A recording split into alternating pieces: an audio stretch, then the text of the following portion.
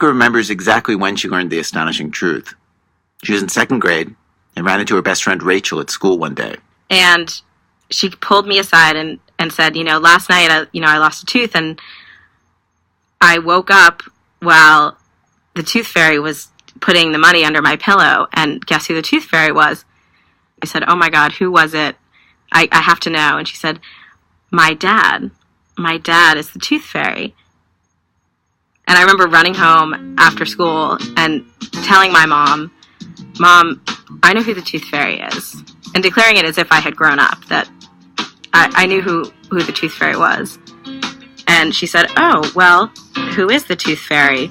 And I turned to her and I said, Rachel's dad is the tooth fairy. Ronnie Loberfeld is the tooth fairy.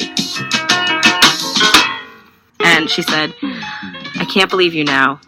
It's totally a secret. You can't let anyone else know. But you're right. Ronnie is the tooth fairy. And, he works really hard. And, it's a secret. So you can't let anyone else know. He is the tooth fairy, but you can't let anyone else know.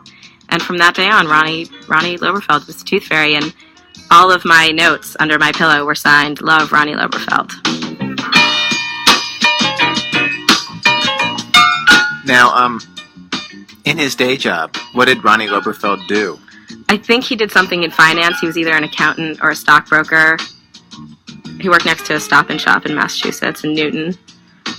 Had dark hair, wore a suit, and I definitely had images of his driving his Volvo around the Boston area and delivering the tooth fairy treats.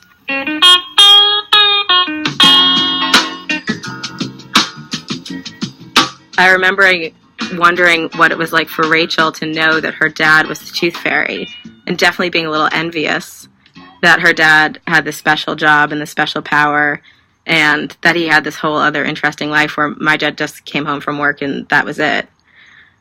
So when you would actually run into Ronnie Loberfeld, what was it like for you? How would you act? I tried to act cool. I didn't want to, it's like if you're starstruck, but you don't want them to know that you're starstruck. Just like meeting a celebrity. Exactly. You downplay it. You try not to mention it, but you definitely check them out twice and look at them when they walk away. You're like, oh my God, you're the tooth fairy. But you knew enough to play it cool. I knew enough to play it cool. I said, hey, how you doing? What's for dinner? How am I getting home tonight? Are my parents going to pick me up if they called? You did play it cool. One interesting question in all this. Why did both girls come to what seems like the least likely conclusion from the evidence in front of them? Of a parent swapping money for a tooth under a pillow. Well, Alison Gopnik studies how children think, and she says of course it's logical for a 7-year-old to conclude that her own dad might be the tooth fairy. Children understand that their parents, for instance, are powerful in all sorts of ways that make them very different from children. Now, from a child's point of view, knowing where those powers begin and end is pretty tricky. Think about all the things that your parents can do that you can't do. And think about the fact that there isn't any obvious explanation about why your father can use a Visa card, for instance, which is something that you can't do. The power to be a tooth fairy isn't all that much more impressive. There's a certain kind of story that kids tell, like the Ronnie Loberfeld story, where they look at something going on around them, observe it carefully, think about it logically, how one thing connects to the next thing, to the next, and then come to conclusions that are completely incorrect. Therapist Aileen Goldman in Texas tells this story about a little girl on an airplane. And she was about 4 years old. And her very first flight, and as the plane was airborne, she turned to the woman next to her and said, "When do we get smaller?" That had been her experience at airports watching airplanes take off. They do get smaller.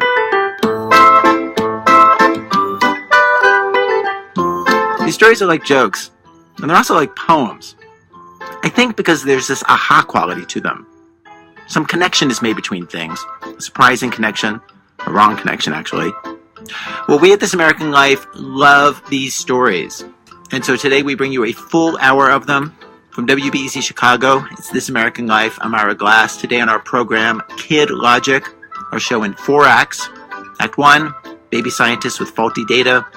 Act 2, werewolves in their youth, a story from Michael Chabon. Act 3, The Game Ain't Over to the Fatso Man sings. Act 4, when small thoughts meet big brains. Stay with us.